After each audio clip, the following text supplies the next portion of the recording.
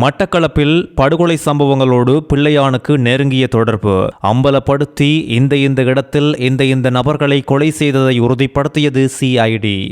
மஹிந்த ராஜபக்சவுக்கு வந்த திடீர் கோளாறு. விமல் வீரவன்ச, உதய கம்மன்பில, திலித் ஜெயவீர உள்ளிட்டோருக்கு எதிராக சிஐடி அதிரடி விசாரணை. திட்டமிட்டு இவர்கள் அரங்கேற்றிய சம்பவம் அம்பலம். வித்தியா கொலை வழக்கில் 3 பேரின் மரண தண்டனையை மீண்டும் உறுதி செய்தது யாழ்ப்பாணம் மேல் நீதிமன்றம்.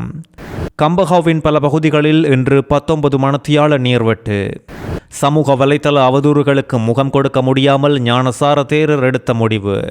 பிள்ளையான் என்ற முன்னாள் பிரதி அமைச்சர் சிவனேசதுரை சந்திரகாந்தன் உள்ளிட்ட 3 சந்தேக நபர்களுக்கு எதிராக மட்டக்களப்பில் நடந்த 5 வேறு கொலை சம்பவங்கள் குறித்து வெளிப்படையான விவரங்களை குற்றப்புலனாய்வு திணைக்களம் நேற்று மாலை மட்டக்களப்பு நீதவான் நீதிமன்றத்தில் சமர்ப்பித்துள்ளது. கிழக்கு மாகாண முன்னாள் முதலமைச்சரான பிள்ளையான், ராசிக் முகமது, ஃபைஸ் மற்றும் ஹமீத் லெப்பே மோட் ஆகியோரை இந்த புலனாய்வு விசாரணையில் சந்தேக நபர்களாக பெயரிடப்பட்டுள்ளனர். கடந்த 2008ஆம் ஆண்டு காலப்பகுதியில் நடந்த தொடர் படுகொலைகள் குறித்து முன்னெடுக்கப்பட்டு வரும் விசாரணைகளின் ஒரு பகுதியாகவே மட்டக்களப்பு நீதவான் அண்ணாதுரை தர்சினி முன்னிலையில் பிள்ளையான் மற்றும் இந்த குழுவினர் குறித்த விவரங்கள் சமர்ப்பிக்கப்பட்டுள்ளது. குற்றப்புலனாய்வு திணைக்களம் நீதிமன்றத்தில் முன்வைத்துள்ள அறிக்கையின் அடிப்படையில் வெவ்வேறு இடங்களில் T-56 ரக துப்பாக்கிகளை பயன்படுத்தி நடத்தப்பட்ட பல கொடிய துப்பாக்கி சூட்டு சம்பவங்கள் குறித்தும் இந்த விசாரணை தொடங்கப்பட்டுள்ள நிலையில் கடந்த 2008ஆம் ஆண்டு ஜனவரி 9ஆம் தேதி முருகன் கோவிலை ஒட்டியுள்ள விளையாட்டு மைதானத்துக்கு பக்கத்தில் 2 பேர் T-56 துப்பாக்கியால் சுட்டுக் கொல்லப்பட்டமை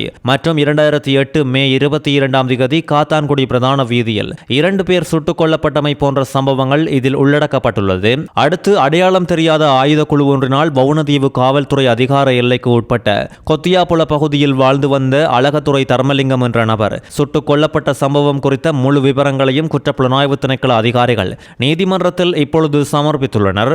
இது இப்படி இருக்கையில் கிழக்கு பல்கலைக்கழக உபவேந்தர் கடத்தல் உட்பட மனித கொலை தொடர்பாக கைது செய்யப்பட்ட பிள்ளையான் மற்றும் இராணுவ புலனாய்வு பிரிவின் தகவலாளிகள் 2 பேரையும் பலத்த பாதுகாப்புக்கு மத்தியில் நேற்று திங்கட்கிழமை மட்டக்களப்பு நீதவான் நீதிமன்றத்தில் முன்னிலைப்படுத்தியுள்ளனர். அந்த நேரம் அவர்களை எதிர்வரும் 30ஆம் தேதி வரை விளக்கமறியலில் வைக்குமாறு நீதவான் அதிரடியாக உத்தரவிட்டார். கிழக்கு பல்கலைக்கழக முன்னாள் உபவேந்தர் பேராசிரியர் சுப்பிரமணியம் ரவீந்திரநாத் கடத்தப்பட்டு காணாமலாக்கப்பட்ட சம்பவங்கள் குறித்து சந்தேகத்தின் அடிப்படையில் தமிழ் மக்கள் விடுதலை புலிகள் கட்சியின் தலைவரும் முன்னாள் ராஜாங்க அமைச்சருமான பிள்ளையான் என அழைக்கப்படும் சிவனேசதுரை சந்திரகாந்தன் குற்றப்புலனாய்வு திணைக்களத்தினால் மட்டக்களப்பில் உள்ள அவரது காரியாலயத்தில் வைத்து கடந்த 2025 ஏப்ரல் 7ஆம் தேதி கைது செய்யப்பட்டதோடு இன்று வரை சிறையில் உள்ளார் என்பதும் குறிப்பிட வேண்டியது. யாழ்ப்பாணம் புங்குடுதீவு மாணவி சிவலோகநாதன் வித்தியா கூட்டு பாலியல் வன்கொடுமைக்கு உட்படுத்தப்பட்டு கொலை செய்யப்பட்ட சம்பவம் குறித்த வழக்கில் குற்றவாளிகளுக்கு எதிராக உயர் நீதிமன்றத்தினால் உறுதி செய்யப்பட்ட தீர்ப்பினை யாழ்ப்பாணம் மேல் நீதிமன்றம் குற்றவாளிகள் முன்னிலையிலேயே வாசித்து மீண்டும் உறுதிப்படுத்தியுள்ளது. அது மட்டுமல்லாது உயர் நீதிமன்றத்தினால் வழக்கில் இருந்து விடுவிக்கப்பட்ட 2 பேரையும் மேல் நீதிமன்றம் நேற்று விடுதலை செய்துள்ளது. கடந்த 2015ஆம் ஆண்டு மே மாதம் 13ஆம் தேதி பாடசாலைக்கு சென்ற புங்குடுதீவு மாணவி சிவலோகநாதன் வித்தியா இந்த நபர்களால் கடத்தப்பட்டு கூட்டு பாலியல் வன்புணர்வுக்கு உட்படுத்தப்பட்டு படுகொலை செய்யப்பட்டிருந்தார். இந்த குற்ற சம்பவத்தோடு தொடர்புடைய வழக்கு விசாரணைகளில் குற்றவாளியாக அடையாளப்படுத்தப்பட்ட 7 பேருக்கும் யாழ் மேல் நீதிமன்றத்தின் 3 பேர் அடங்கிய விசேட தீர்ப்பாயத்தினூடாக மரண தண்டனை விதித்து தீர்ப்பளித்தது. இந்த தீர்ப்பினை ஆட்சேபித்து குற்றவாளிகளாக அறிவிக்கப்பட்ட 7 பேரும் உயர் நீதிமன்றத்தில் மேன்முறையீடு செய்திருந்த நிலையில் நடைபெற்ற விசாரணைகளில் 2 பேரை விடுதலை செய்த உயர் நீதிமன்றம் ஏனைய 5 பேரின் மரண தண்டனையையும் உறுதி செய்துள்ளது. இந்த குற்ற சம்பவத்தின் வழக்கு விசாரணை காலத்திலேயே மரண தண்டனை கைதி ஒருவர் நோய்வாய்ப்பட்டு சிறையிலேயே அண்மையில் உயிரிழந்ததும் குறிப்பிட வேண்டியது. இப்படி இருக்கையில் உயர்நீதிமன்றத்தால் உறுதி செய்யப்பட்ட ஏனைய 4 பேரின் தண்டனையையும் யாழ் மேல் நீதிமன்றத்தால் மீண்டும் வாசித்து அறிவிப்பதற்காக குற்றவாளிகள் கடந்த 25ஆம் தேதி யாழ்ப்பாணத்துக்கு அழைத்து செல்லப்பட்டனர். அவர்களில் ஒருவர் சிறைச்சாலைக்குள் தனது உயிரை மாய்த்துக் கொண்டார். இதனால் அன்றைய தினம் தீர்ப்பினை உறுதி செய்வதற்காக எடுத்துக் கொள்ளப்படவிருந்த வழக்கு எடுத்துக் கொள்ளப்படாத நிலையில் குறித்த வழக்கு நேற்று திங்கட்கிழமை எடுத்துக் கொள்ளப்பட்ட போது 5 குற்றவாளிகளில் 2 பேர் தற்போது உயிருடன் இல்லாத நிலையில் ஏனைய 3 பேருக்கும் உயர்நீதிமன்ற தீர்ப்பை மேல் நீதிமன்றம் வாசித்து காட்டி உறுதி செய்துள்ளது.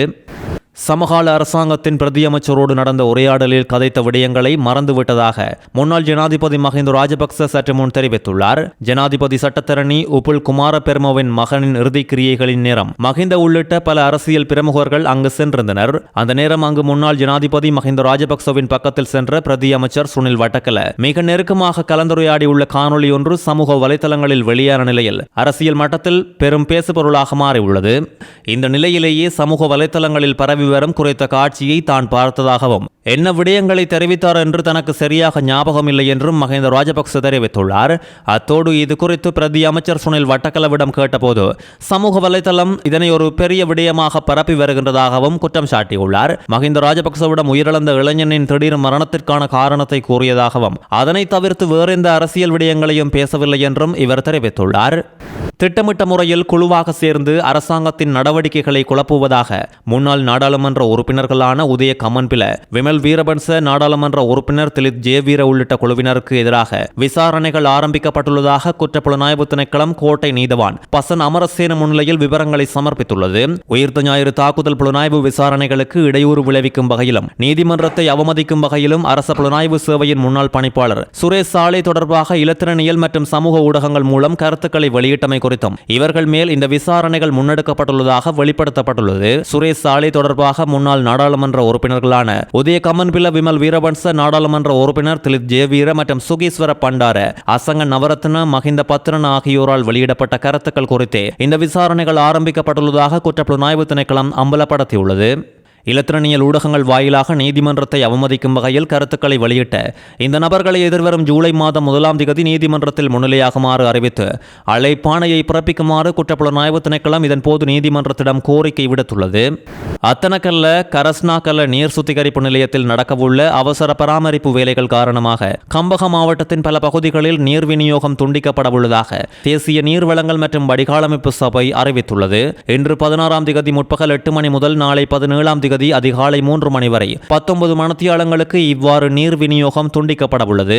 கம்பக மாநகர சபை எல்லைக்குட்பட்ட பகுதி, கம்பக பிரதேச சபை எல்லைக்குட்பட்ட பகுதி, மகர பிரதேச சபை எல்லைக்குட்பட்ட பகுதி, வெளிவேறிய, பெலும் மகர, ரதுபஸ்வல, மினுவாங்கொடை, அஸ்கிரிய, உடுகம்பொல, ஓபாதா மற்றும் அதனை சூழவுள்ள பகுதிகளுக்கு நீர் விநியோகம் நிறுத்தப்பட உள்ளதோடு ரன்பொகுணுகாம வீட்டு திட்டம், ஊரா பொல, அத்தனக்கல்ல, படலிய, வத்துப்பிட்டிவல, நிட்டம்பூவ, வேயங்கொடை, கலக்கடிகேன, திகாரிய, நைவல மற்றும் அதனை அண்டியுள்ள பகுதிகளுக்கும் நீர் விநியோகம் நிறுத்தப்படும் என்றும் தேசிய நீர்வளங்கள் மற்றும் வடிகாலமைப்பு சபை தெரிவித்துள்ளது. எதிர்கோட்டையில் உள்ள கட்சி தலைமையகத்தில் நேற்று நடந்த ஊடகவியலாளர் சந்திப்பில் பிவிதுரு ஹெல உரிமையவின் தலைவர் சட்டத்தரணி உதய கமன்பில ஊடகங்களுக்கு பல கருத்துக்களை வெளியிட்டுள்ளார். இலங்கையில் 500 ஆண்டுகளுக்கு மேலாக பௌத்தர்களும் கத்தோலிக்கர்களும் மிக சிறந்த நல்லிணக்கத்தோடு வாழ்ந்து வருகின்றனர் என்று கூறிய இவர்களில் கலப்பு திருமணங்கள் சாதாரணமாக நடைபெறுவதோடு ஒரே குடும்பத்தில் 2 மதங்களையும் பின்பற்றும் அளவுக்கு நல்லிணக்கம் சிங்கள சமூகத்தின் மிகப்பெரிய பலமாக உச்சகட்டத்தை எட்டியுள்ளதாக தெரிவித்துள்ளார். இவ்வாறான பின்னணியில் பௌத்த கத்தோலிக்க ஒற்றுமையை தகர்த்து சிங்கள சமூகத்தை பலவீனப்படுத்தும் நுட்பமான சதியொன்று பின்னணியில் அரங்கேறி வருகின்றதாகவும் சுட்டிக்காட்டியுள்ளார். இணைய ஊடகங்கள் மற்றும் சமூக வலைதளங்கள் ஊடாக தனக்கு எதிராக மேற்கொள்ளப்படும் அவதூறுகள் குறித்து கல்லகொட அத்தே ஞானசார தேரர் குற்றப்புலனாய்வு திணைக்களத்துக்கு நேற்று முறைப்பாடு பதிவு செய்துள்ளார். அங்கு கருத்து கூறிய தேரர், நான் முதன்முறையாக இன்று குற்றப்புலனாய்வு திணைக்களத்துக்கு வந்துள்ளேன். இணைய ஊடகங்களில் தொடர்ந்து மேற்கொள்ளப்படும் அவதூறுகளை தாங்கிக் கொள்ள முடியாத இடத்திலேயே இது குறித்து விசாரணை நடத்தி சம்பந்தப்பட்ட நபர்களுக்கு எதிராக நடவடிக்கை எடுக்குமாறு முறைப்பாட்டை பொறுப்பேற்றேன். எனது முறைப்பாடு பதிவு செய்யப்பட்டு அதற்கான ஒப்புகை சீட்டும் எனக்கு வழங்கப்பட்டது. முன்னாள் புலனாய்வு பணிப்பாளர் சாலே குறித்து இவரிடம் கேள்வி கேட்கப்பட்ட போது முன்னாள் ராணுவ புலனாய்வு பணிப்பாளர் சாலே அவர்கள் மிகவும் கவலைக்கிடமான நிலையில் இப்பொழுது உள்ளதாக கூறப்படுகிறது. அவருக்கு ஆசி வழங்கும் நிகழ்வில் கலந்து அவருக்கு ஆதரவாக நடந்த சத்தியாகிரக போராட்டத்திலும் தான் பங்கேற்றுள்ளதாக அவர் தெரிவித்துள்ளார்.